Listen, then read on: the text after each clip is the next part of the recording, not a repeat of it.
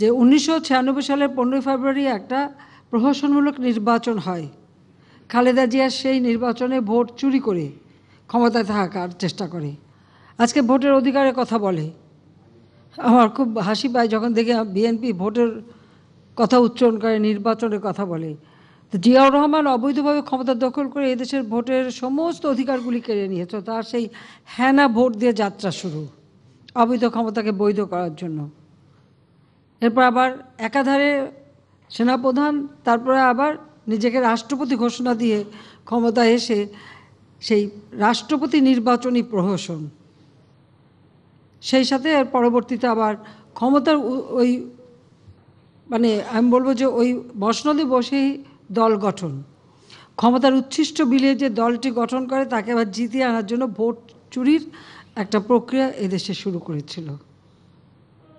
আবার জিয়াউর রহমানের পরে তারই পদাঙ্ক অনুসরণ করে যখন ক্ষমতায় এরশাদ আছে, তখন এদেশের জনগণের ভোটের অধিকার নিয়ে ছিনিমিনি খেলে এবং এদেশের কৃষক শ্রমিকরা সবসময় কিন্তু অবহেলিতই থেকে যায়। এরপর আসলো খালেদা জিয়া।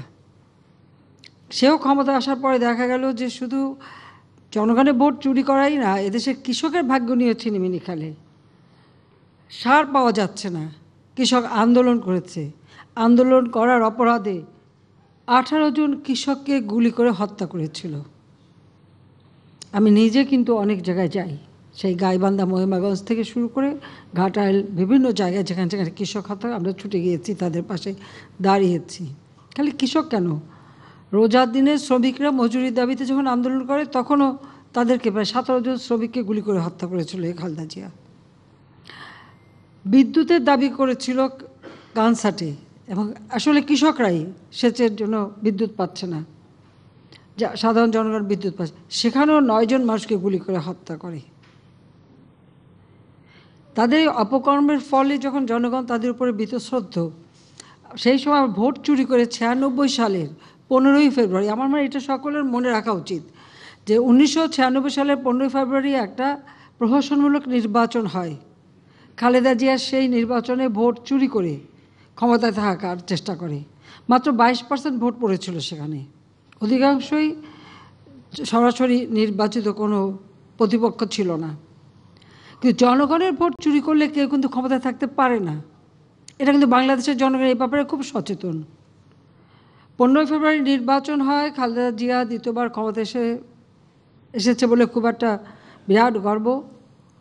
কিন্তু কী দেখা হলো, জনগণের আন্দোলনের ফলে 30শে মার্চ তাকে পদত্যাগ করে চলে যেতে হয়।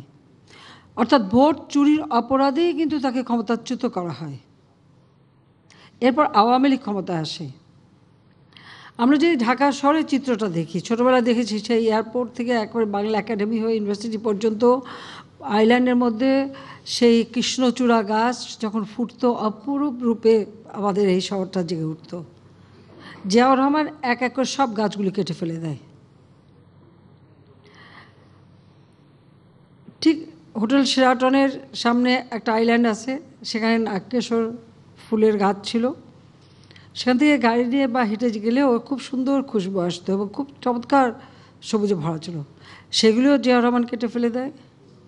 আমাদের পররাষ্ট্র মন্ত্রণালয়ের পাশে রাস্তা, ওখানে একটা বিরাট বগনভিলার ঝাড় ছিল, সেখানে অনেক টুনটুনি পাখি ছিল। আমরা ছোটোবেলা রুটি টুটি নিয়ে ওখানে যেতাম, ওদেরকে খাবার দিতাম, সেগুলিও কেটে ফেলে দেয়।